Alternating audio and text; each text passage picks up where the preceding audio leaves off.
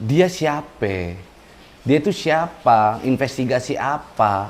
Coba bayangkan etika seorang pengacara melakukan investigasi kepada prinsipal lawan. Coba bayangkan.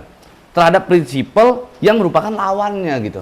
Dia siapa melakukan itu? Ya, satu. Yang kedua, itu kita udah tahu dari siang tadi, klien kami, para donatur tersebut, 2 orang tersebut sudah menginformasikan kepada kami bahwa mereka itu seolah-olah mendapatkan intimidasi. Oke, mereka diduga mendapatkan intimidasi secara verbal yang dilakukan oleh timnya FA. Dan itu merupakan sebuah perbuatan bejat, bengis, bajingan. Nah, itulah dia. Nah, gue mau sampaikan begini aja, simple ya. Gue perhatikan tadi wawancara daripada FA yang menyebarkan data pribadi, oke? Maka kami akan melindungi 2 donatur tersebut dan kami akan melakukan upaya hukum terhadap perbuatan FA yang secara terang-terangan telah menyebarkan data pribadi seseorang ke ruang publik. Oke, sekali lagi gue sampaikan, bahkan itu diakui. Dia bilang dia cek ke Dukcapil dan lain-lain. Tidak, itu bukan cek ke Dukcapil. Saya sudah lihat dan saya sudah cek itu. Itu bukan Dukcapil. Oke, jadi kami akan melakukan penelusuran terhadap itu dan kami akan lakukan upaya-upaya hukum dan langkah-langkah hukum. Ingat ya, seorang pengacara adalah penegak hukum. Dalam menegakkan hukum tidak berarti bisa sewenang-wenang melakukan pelanggaran hukum. Kami akan lakukan upaya-upaya hukum terhadap dugaan menyebarkan data pribadi seseorang di ruang publik, di muka umum. Kami akan lakukan upaya-upaya tersebut, begitu. Tapi kaget gak sih Bang bahwa FA itu tahu gitu lokasi, bahkan lokasinya gitu? Ya, nggak kaget sih, karena kan memang alamatnya tertuang di dalam surat kuasa. Dan surat kuasa tersebut kan sempat difoto. Dan pada saat difoto saja oleh FA, pada saat itu kami sudah memperkirakan bahwa itu akan terjadi. Kami telah memperkirakan bahwa FA akan mengerahkan orang, timnya untuk datang melakukan stressing, mengintimidasi secara verbal. Gue udah tahu lah cara mainnya ini orang. Dia sebut-sebut tuh nama 2 orang itu di publik supaya ada rasa tekanan terhadap 2 orang tersebut. Mereka merasa terintimidasi, akhirnya seolah-olah bisa berbalik kepada kami. Bahkan ada yang patut kami sampaikan gitu ya, bahwa tim daripada FA sempat meminta kepada 2 orang donatur tersebut untuk menandatangani sebuah surat, yang mana surat tersebut seolah-olah menyatakan tidak pernah memberi kuasa.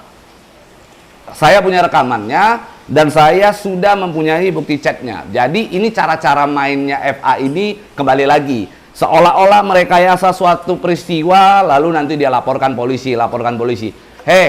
Gua mau sampaikan, polisi jangan lagi pernah percaya dengan laporan-laporannya FA. Klien-klien di luaran sana jangan pernah percaya sama pengacara begitu. Malu. Udah deh. Oke, lalu ada dugaan pemalsuan surat kuasa. Itu seperti apa sih Bang? Ya, gua nanggepinnya selalu aja, buktiin aja. Tapi ingat ya, kalau tidak terbukti, maka kita lapor balik. Oke? Kami juga melakukan upaya-upaya hukum, kami juga melakukan langkah-langkah hukum. Ini persoalan sudah selesai, jangan diperpanjang. Kau masih mau perpanjang, sudah, nanti kau yang menyesal. Kau yang akan mengalami penyesalan yang mendalam. Asal jangan nanti sedih aja, uring-uringan, kan gitu. Jadi pada kejadian tersebut, waktu didatangin ke rumahnya, dan sempat ada perlawanan dari diduga donatur tersebut ya Bang? Iya. Perlawanan terhadap timnya FA mungkin. Itu Abang tanggapannya seperti apa Bang? Loh, memang bagus. Itu memang harus dilakukan oleh para donatur. Gue dukung semua donatur. Ketika ada donatur yang didatengin oleh orang yang tidak dikenal, mungkin entah siapa itu, entah dia sales kompor gas kah, entah siapapun itu, datang minta surat kuasa, mau minta bukti ini, minta bukti itu, mereka tidak punya wewenang. Mereka tidak punya wewenang dan mereka bukan siapa-siapa. Mereka itu tidak berhak untuk meminta data-data pribadi seseorang. Oke? Tidak berwenang. Jadi donatur harus melakukan hal yang serupa. Marah aja. Lu siapa? Minta-minta itu. Gitu loh. Lu mau ngapain? usir bila perlu, ambil itu apa namanya, sapu, kejar aja tuh, pergi kalian pergi gitu kan, biar pada ini apa namanya, biar pada kapok tuh orang-orang. Jadi gue ingin sampaikan begini ya, bukan cuma terhadap 2 orang ini, ternyata ada beberapa donatur yang juga di-stressing, dibuat keadaan intimidasi itu dilakukan kepada sejumlah donatur juga. Dan kami secara resmi tadi di TikTok saya sudah sampaikan ke Pak Dodi, buka posko pengaduan bagi para donatur yang merasa dirinya diintimidasi oleh pihak-pihak tertentu. Silakan mengadukan ke kami, kita lakukan upaya hukum, kita kejar mereka. Oke. Lalu Bang, data donatur yang ditampilkan depan media sama FA itu mungkin seperti apa? Ya, jadi yang memang disebarkan oleh FA pada saat di depan media, data-data pribadi itu merupakan sebuah pelanggaran di mana patut diduga FA sudah menyebarkan data pribadi seseorang yang mana harusnya itu dilindungi karena terkait dengan undang-undang perlindungan data pribadi. Oke? FA melakukan itu di depan publik secara sadar, di depan media, menyebutkan nama, menunjukkan alamat seseorang, membuat sebuah video, menunjukkan video jalan menuju rumah orang tersebut. Bahkan dia punya foto-foto dari keluarga donatur tersebut. Kami sudah mendapatkan informasinya dan kami akan proses ini. Kami akan lakukan upaya hukum terhadap hal tersebut. Ini untuk menjaga kepercayaan masyarakat terhadap profesi pengacara. Dan pengacara yang melakukan upaya-upaya seperti itu, sudahlah jauhi. Kalian punya masalah, lebih baik jangan pakai pengacara daripada harus ketemu dengan pengacara seperti itu. Pihak FA yang diduga sudah melaporkan 2 donatur. Ya. Itu seperti apa?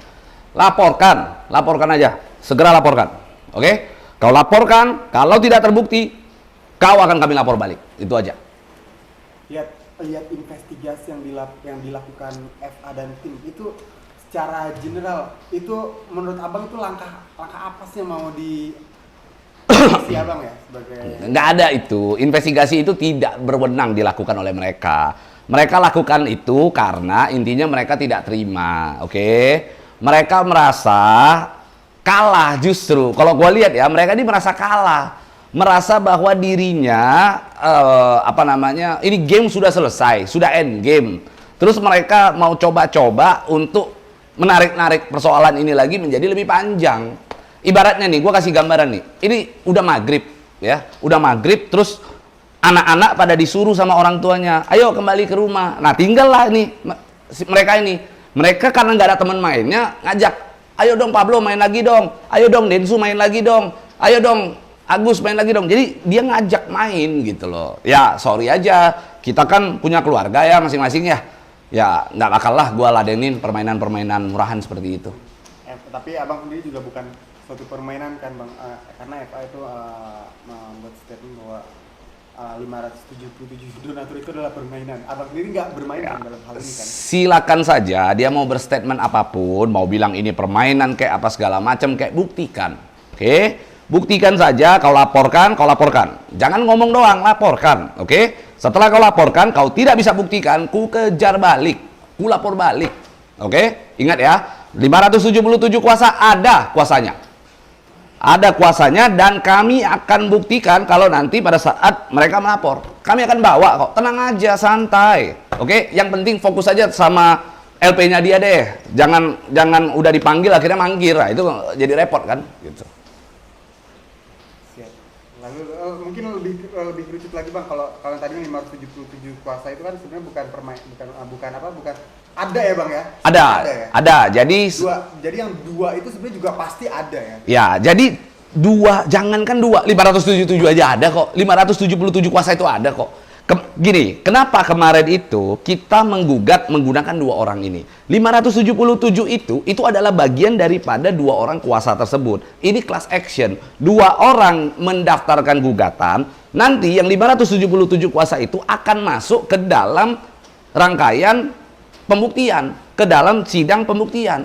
pada saat pemeriksaan surat-surat, pemeriksaan secara administrasi di awal ya kami tunjukkan 2. Pada saat masuk ke sidang pembuktian maka 577 itu akan dibawa oleh kuasa hukum untuk dibuktikan di dalam persidangan. Itu kan poinnya. Itu sebenarnya teknis yang sudah sering dilakukan oleh siapapun. Itu disebut dengan class action. Ya udah kalau memang dia nggak paham ya sudahlah belajar lagi lah paling. Pak Haji. Oke, siap.